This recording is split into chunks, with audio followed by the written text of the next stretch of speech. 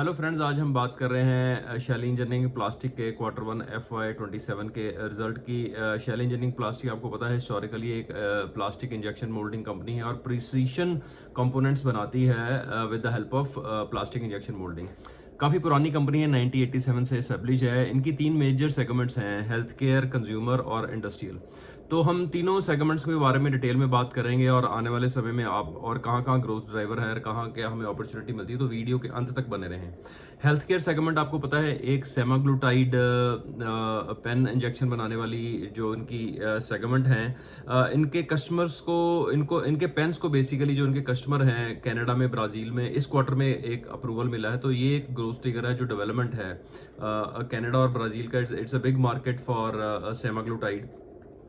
Doctor Reddy's और बिंदो pharma अलग अलग कंपनियों के साथ में मेरे ख्याल से ये काम कर रहे हैं, जो कि बेसिकली GLP-1 के जो प्रोडक्ट्स बनाते हैं और इनके जो शैली पेन वगैरह हैं, शैली पेन नियो वगैरह, वो यूज़ करते हैं आगे सप्लाई करने के लिए। तो जितनी जितनी आपको पता वेट लॉस ड्रग्स आज की डेट में काफ़ी प्रचलित हैं पूरे वर्ल्ड के अंदर, तो और उसकी जो कंजम्पशन है मेरे ख्याल से 30-40-50% CAGR ग्रो करेगी आने वाले समय में, क्योंकि काफ़ी कंपनियों के पेटेंट जो थे यूएस में, जैसे एली लिली कंपनी है, उनके पेटेंट खत्म हुए तो उसके बाद में दूसरी कंपनी को अपॉर्चुनिटी मिली वो ड्रग बनाने की, जैसे डॉक्टर रेड्डीज बना रही है। तो डॉक्टर रेड्डीज वो ड्रग बनाएगी बट उनको किसी ना किसी इंजेक्शन में डालने पड़ेंगे, तो वो शैली इंजीनियरिंग प्लास्टिक बनाती है।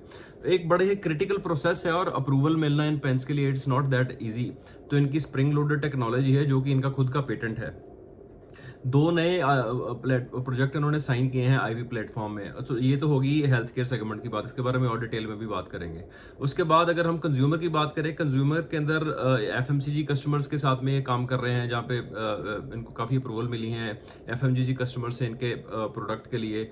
IKEA वगैरह आपको पता है जो प्लास्टिक के प्रोडक्ट्स बनाते हैं, वो तो इनके की कस्टमर है काफ़ी सालों से। LED लाइट्स में कुछ काम कर रहे हैं कंज्यूमर सेगमेंट के अंदर। कंज्यूमर इलेक्ट्रॉनिक्स में काम करना शुरू किया है जो कि इंडस्ट्रियल का हिस्सा है। होम अप्लायंसेस के अंदर इनको कुछ अप्रूवल मिली हैं, उसके उसके जो ग्रोथ ड्राइवर हैं। अगर हम इनकी रिजल्ट्स की भी बात करें, अगर की कंसोलिडेटेड जो रिजल्ट है, जो मैं रिजल्ट आपके साथ बात कर रहा हूँ, इसके अंदर जो UAE की और जो UK की सब्सिडरी है उनके रेवेन्यू भी शामिल हैं। हो सकता है भी रेवेन्यू ना हो, लॉसेज हो, बट वो दोज आर अकाउंटेड फॉर। तो Q1 FY26 में क्वार्टर की बात करें, Q1 FY26 में शैली इंजीनियरिंग प्लास्टिक ने ऑलमोस्ट 246 करोड़ का टर्नओवर किया था, जो कि बढ़ के 280 करोड़ हो गया, which is increase by 14%। Gross profit margin था 51.2% से बढ़ के 56.6% हो गया है। और जो अबिटा है वो 70 करोड़ से बढ़कर 83 करोड़ हो गया है। और जो कैश पैट है कंपनी की बुक्स के अंदर जो इस बार हुआ 52.6 से बढ़ के 62.1 करोड़ हो गया है। तो एक बार मैं फिर बोल देता हूँ कि इन फिगर्स के अंदर जो आपको दिख रही हैं, जो हम आपसे बात कर रहे हैं, ये इसके अंदर UAE का और UK की जो सब्सिडरी है उसका रेवेन्यू अकाउंटेड फॉर है एक्चुअली। और अगर मैं रेवेन्यू सेगमेंट्स की भी बात करूं, जो मैंने पहले आपसे बात करी थी कि कौन सी सेगमेंट्स में आपको ग्रोथ ट्रिगर मिलने वाले हैं आने वाले समय में, रेवेन्यू जो इनका कंज्यूमर सेगमेंट का ये नीचे हुआ है बेसिकली। Q1 FY26 में 151 करोड़ था, जो कम होकर 115 करोड़ हो गया। नेगेटिव ग्रोथ है, -24%, क्योंकि वो उनका काफ़ी हाई मार्जिन बिजनेस नहीं है, कंपनी उसके ऊपर अपना इतना टारगेट नहीं कर रही है आज की डेट में। बट हाँ, जो इनका मेन कैश काउ है वो बिजनेस है हेल्थ केयर का बिजनेस ऑलमोस्ट इनका 85% ग्रो हुआ है, starting from 77.2 crore in Q1 FY26, वो बढ़ के 142 करोड़ हो गया है। तो there is 85% jump in health care revenue. और ये वाला जो सेगमेंट है ये फ्यूचर ग्रोथ ट्रिगर है कंपनी का, बहुत बड़ा होने वाला है। हो सकता है कि आज अगर मैं कंपनी अगर सपोज एग्जांपल दे रहा हूँ 200-300 करोड़ की टर्नओवर कर रही है एक क्वार्टर के अंदर, हो सकता है कि इनका हेल्थ केयर सेगमेंट में 2-3 क्वार्टर डाउन द लाइन जब इनकी अबू धाबी फैसिलिटी ऑनबोर्ड हो जाएगी, इतना रेवेन्यू ये सिर्फ हेल्थ केयर से ही करें, तो ये 85% ग्रोथ यहाँ नहीं रुकेगी, दिस विल बी ग्रोइंग 80-85% हो सकता है क्वार्टर अगले 2-3 क्वार्टर के लिए। इंडस्ट्रियल में they had increased from 18 crore से बढ़ के इनका जो है 22.7 करोड़ रेवेन्यू इंक्रीज हुआ है, 18 से 22 करोड़ पे पहुंचे, जिसके अंदर मैंने आपको बात करी है कि कंज्यूमर इलेक्ट्रॉनिक्स में कुछ काम कर रहे हैं, पावर टूल सेगमेंट में इनको कुछ अप्रूवल्स मिली हैं। सो टोटल रेवेन्यू है 246 करोड़ से बढ़ के 280 करोड़ हुआ है, 14% इंक्रीज है। बट इसके अंदर जो मेन ट्रिगर है वो 85% हेल्थ केयर सेगमेंट का है, जो 77 से बढ़ के 142 हो गया, ऑलमोस्ट डबल हो गया। तो ऑपरेशनल टेंट की भी बात करेंगे, मशीन जो इन्होंने इंस्टॉल कर रही हैं उनकी यूटिलाइजेशन रेट क्या है अभी आज की डेट में। तो इनका जो मशीन यूटिलाइजेशन रेट पिछले साल जो पिछले क्वार्टर FY26 में 48% था, अभी वो 50% है। बेसिकली अगर एक मशीन 100 पुर्जे बना सकती है तो अभी 50 बना रही है, पहले 48 बनाती थी। That is a capacity machine utilisation rate जो है। तो उसके अंदर इनके पास आपको पता है काफ़ी रूम है, हेड रूम है और ग्रोथ करने का। जैसे जैसे इनके GLP-1 सेमाग्लूटाइड के पेन अप्रूव होते जाएंगे नई कंपनियों के साथ में, इनके पास काफ़ी ऑलरेडी रूम है to increase their production capacity. और अगर मैं इसके प्रोडक्ट्स मिक्स की भी बात करूं, जो इनका सेल्स का रेवेन्यू है, पहले 23.9 जो था वो एक्सपोर्ट था।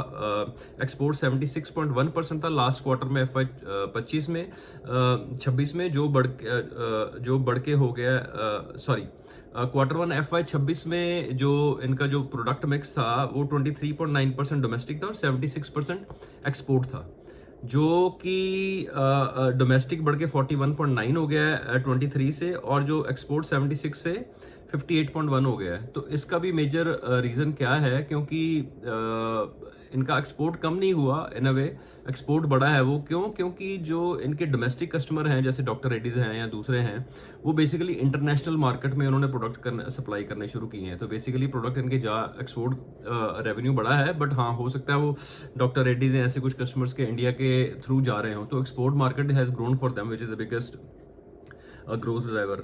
अगर हम कंपनी की रिटर्न रेशियोज की भी बात करें तो ROCE 35.8 से बढ़ के 39 हो गई है। Return on equity has increase for 26.9 to 28.2%, और फिक्स्ड एसेट टर्नओवर जो है 1.7 to 1.9 हो गई है। और डेट टू इक्विटी पता है it's a low debt company, 0.3 से कम होके 0.2 हो गई है। तो इस स्टॉक के ऊपर आप नज़र रखिए, क्योंकि जैसे ही इनकी अबू धाबी फैसिलिटी ऑपरेशनलाइज हो जाएगी तो कंपनी माइट ग्रो 35-40% CAGR अगले 4-5 साल के लिए। तो आज की डेट में कंपनी की जो स्टॉक की PE है वो 81.8 है। डेट टू इक्विटी आपको बोला ही 0.3 से 0.2 हो गई है। मार्केट कैप 14,000 करोड़ की है और ऑपरेटिंग मार्जिन इनके बड़े हैं। अगर आप देखें इनके P&L में जो ऑपरेटिंग मार्जिन इनके क्वार्टर ऑन क्वार्टर हैं, इस साल इन्होंने क्वार्टर में 31% दर्ज किए हैं, जो कि पिछले क्वार्टर में मार्च 2026 में 28% थे और जून 2025 में 27% थे। तो that is very very positive. और अगर हम इसकी प्राइस टू अर्निंग रेशियो की भी बात करें तो कंपनी की PE इस वक्त after result it is showing around, PE जो है वो ऑलमोस्ट 81 के आसपास है। तो स्टॉक सस्ता नहीं है, बट अगर आप देखें, अगर कंपनी 30-40% ग्रो कर रही है quarter on quarter, year on year, तो अगर आप फ्यूचर की अर्निंग्स को भी लेके देखें तो stock is not very expensive.